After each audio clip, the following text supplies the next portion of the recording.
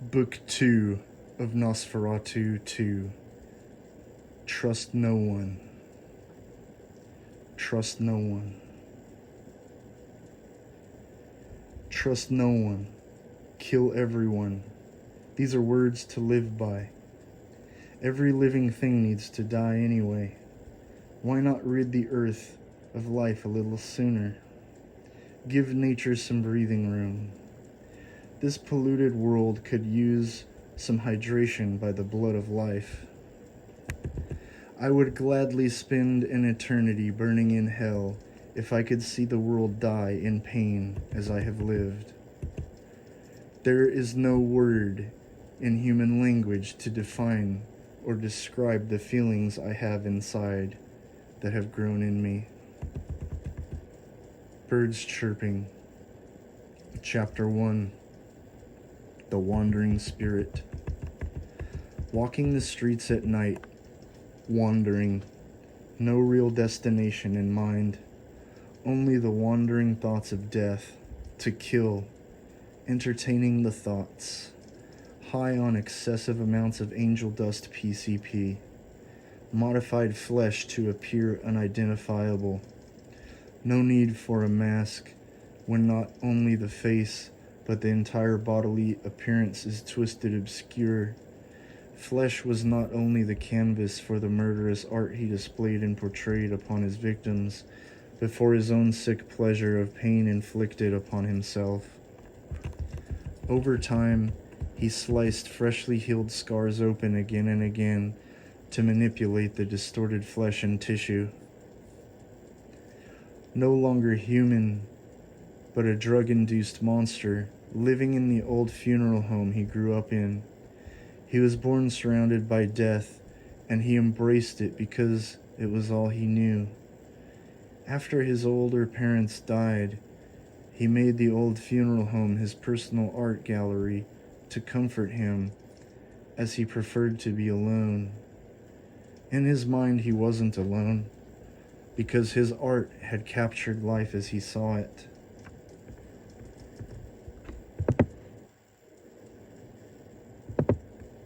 The souls enjoined and taxidermized pieces of carcasses were far from decoration.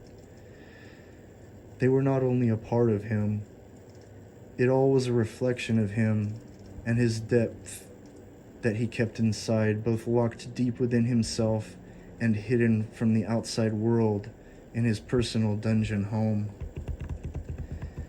He had found one day in his curiosity that digesting angel dust PCP through cannibalism was the supreme spiritual experience. The apex of heightened senses came forth through this transcendence. He had come across a body in the funeral home that had been a man who had died from a combination of overdose and physical unintentional suicide. The man was a case of mystery, and the police ordered an autopsy that might determine the levels of drugs coursing through his veins upon the time of death. This intrigued him so much he wanted to know what it was like, and so he found the source of chemicals within the brain, spinal fluid, heart, and bloodstream, also within the stomach, major organs, and digestive system. He used the syringe to suck and pump out as much spinal fluid as he could.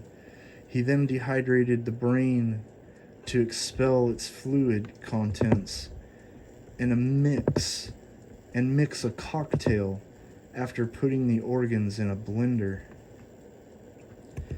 He made a PCP angel dust smoothie out of the innards of this murderous, deranged psychopath drug addict who died thinking he was a superhero.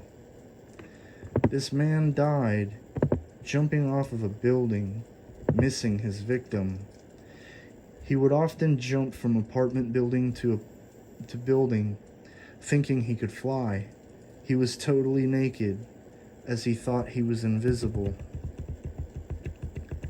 He had learned that this man could land from 2 stories, completely shatter his legs, yet run away from police like an Olympic sprinter, after accidentally landing on his unsuspecting victims, completely destroying them with his stiff limbs, particularly his legs. He learned from the police that brought the body these things, and it stuck with him beyond the point of fascination. He remembered similarly related stories from the older kids who taught the drug awareness resistance education DARE class, and the fascination started there. One particular young man, when he was about 8 years old, in the school library, told him stories that were supposed to scare him, but instead fascinated him to the point of superhuman fantasy daydreams. When other kids would be playing at recess, he would be in his own imaginary make-believe world, completely content, imagining things that weren't there, but he smiled, thinking that it was better than the life he knew and lived. So one day, he feasted upon the dead that was filled with more drugs than what most people could afford in a month. At that point, and forever since, he had discovered who he was born to be. Once the concoction touched his lips and tongue, his senses were heightened initially. A few minutes later, all his senses were intensified, yet physical touch was numb, as well as any kind of compassion or empathy became absent from his characteristics. These things that define a loving, caring human were now absent, although they were already foreign concepts to him to begin with. Now they were lost upon him, never to return. He had crossed the line and became a scary individual to come across. The most horrific fact about this is that he had no clue, no idea as to why this would be strange or not a good thing, because to him, his life had now found great meaning and a complete purpose. He began dragging the autopsy scalpel across the spaces in between his ribs, just enough to break the skin. He did this at the very least weekly. He would heat up safety pins and push them into his eyeballs, through the eyelids, as well as pierce his forearms and hands to prove his resistance to pain. One day he realized that he didn't care about his physical appearance and thought the concept of care in this matter to be vain.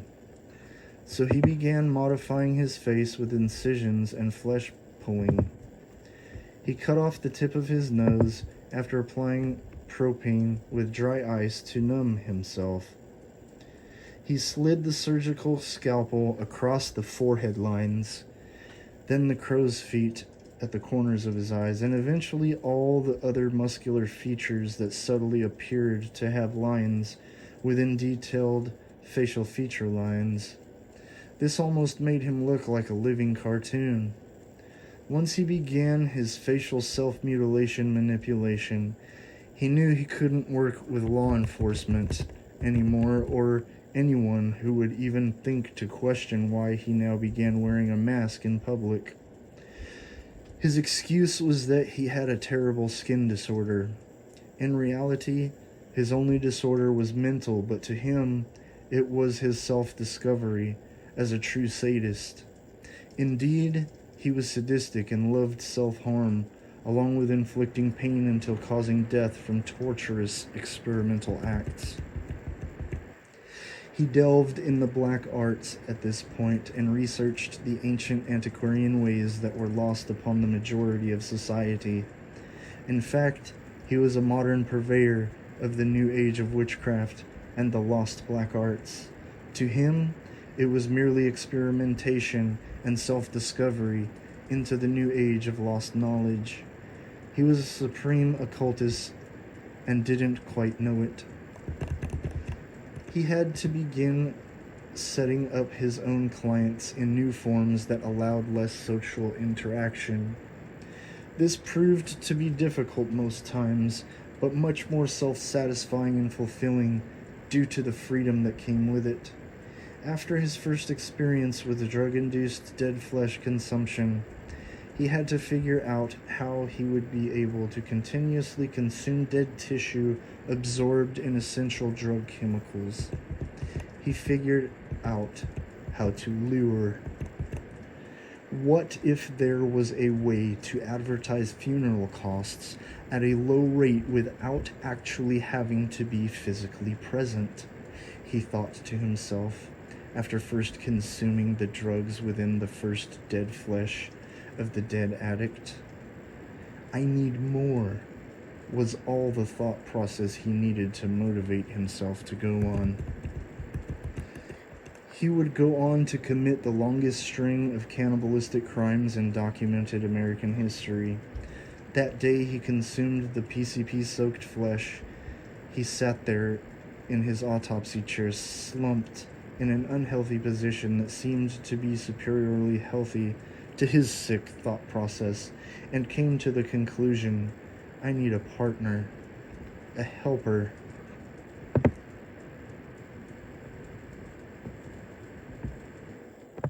His mind was gone. Not gone from physical function, gone from the acceptable societal functionality. He was far beyond past tense.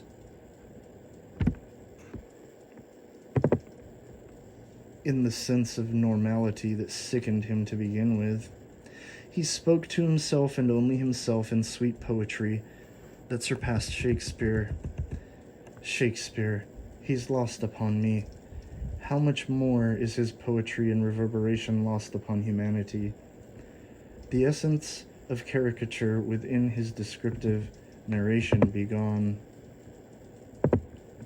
He silently died of spirit within his self-reflection to develop his own personality character.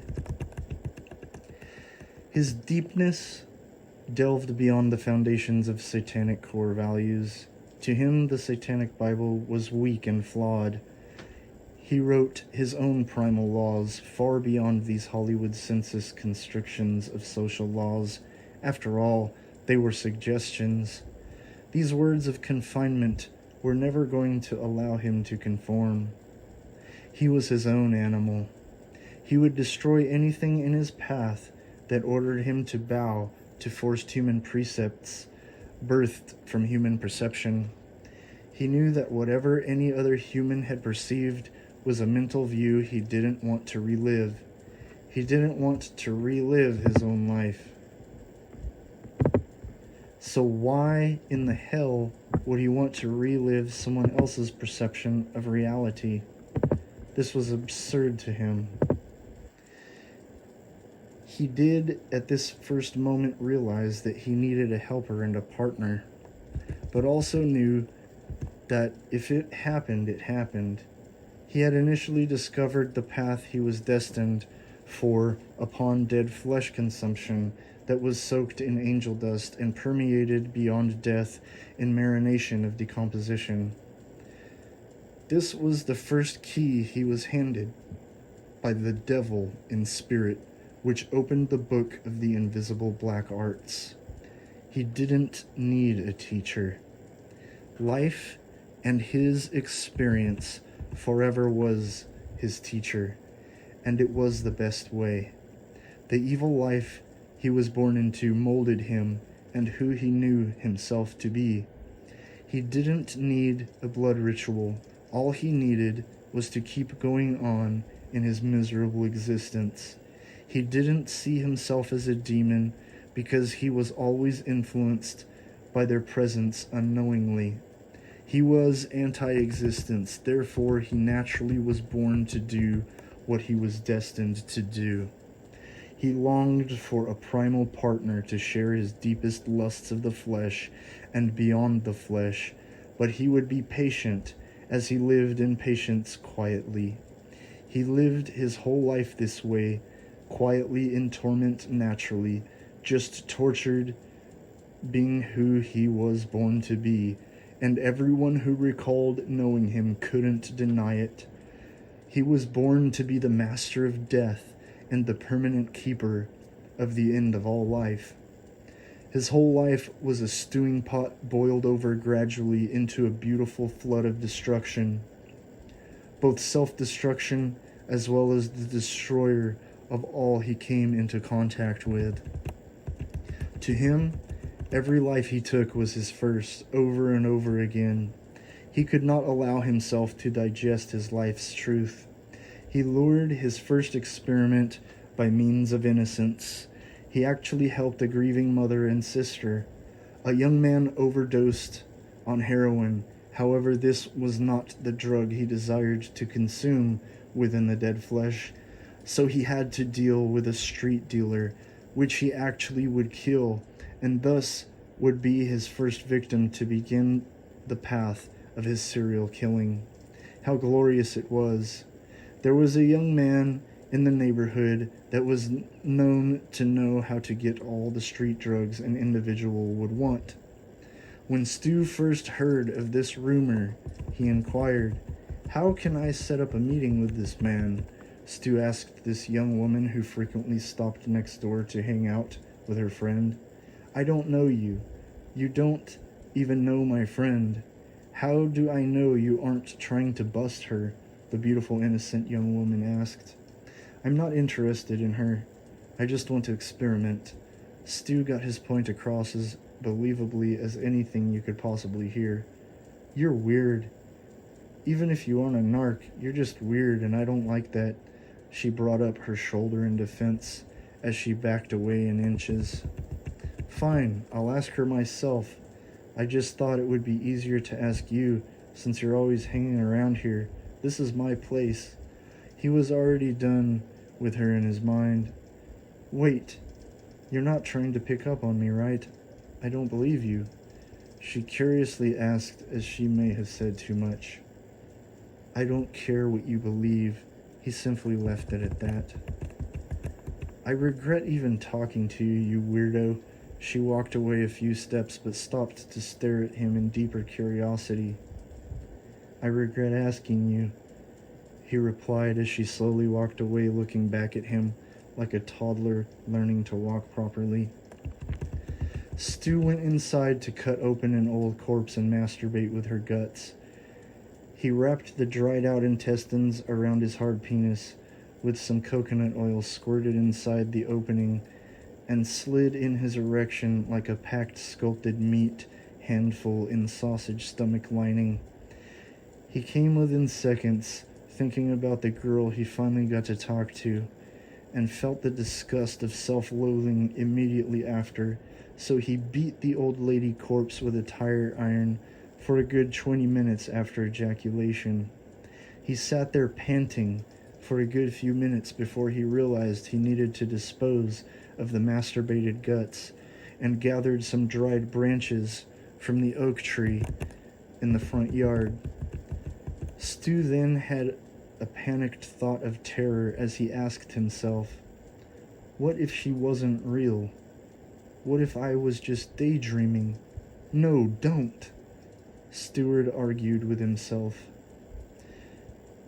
There was a neighbor out front he rarely seen that tried to stop him for conversation, but he avoided it by complete ignoring. Hey, it's good to see you, the neighbor tried as hard as they could to stop him, but he was on a mission and walked back in the door, avoiding any social interaction. Fucking bitch. Fucking bitch. Fuck you, bitch.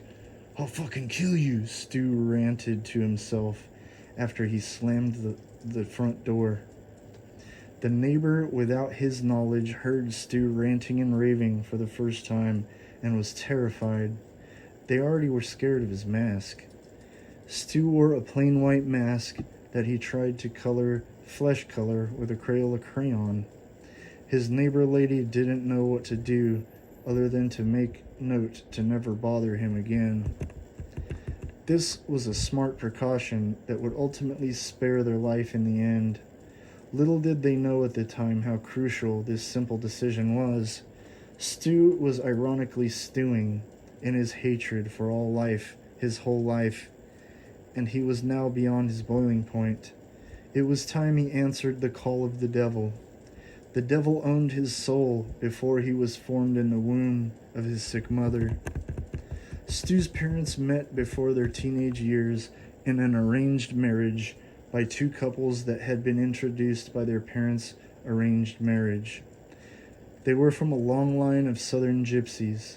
The ancient Americas have a long history of witchcraft that goes beyond documented American history. The secrets of the swamplands of southern Georgia, Florida, and the surrounding areas down to Louisiana have rich history of magic and voodoo. Anyone with discretion rightly knows, don't mess with the swamplands.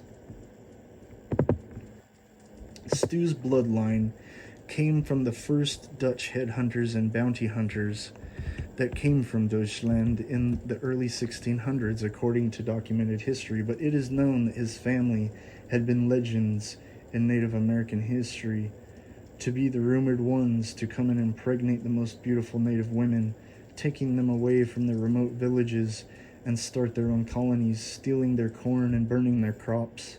Who could blame them? They were from an oppressed people whose women were kept from the ones who rebelled, and so the men left for foreign lands to the west, not fearing what potentially might be. Their fate most likely would be death, but they gladly embraced it compared to the oppression by their controlling governors. Stu came from a fearless bloodline that was deeply instilled unknowingly. He had no worries of what would be. His only concern was meeting his full potential. In his youth, this wasn't the case, since he only was worried about getting from moment to moment. Once his beloved parents died, he instantly learned that he needed to fend for himself, and so he designed a clever way to set up clients without much social interaction. The ads in the newspaper helped tremendously. The internet ads helped, but it was the birth of the technological age. Few people in the early 90s were regularly searching the internet for funeral services. The newspaper was the way to go. Good for him. Stu was in business with the paper boy.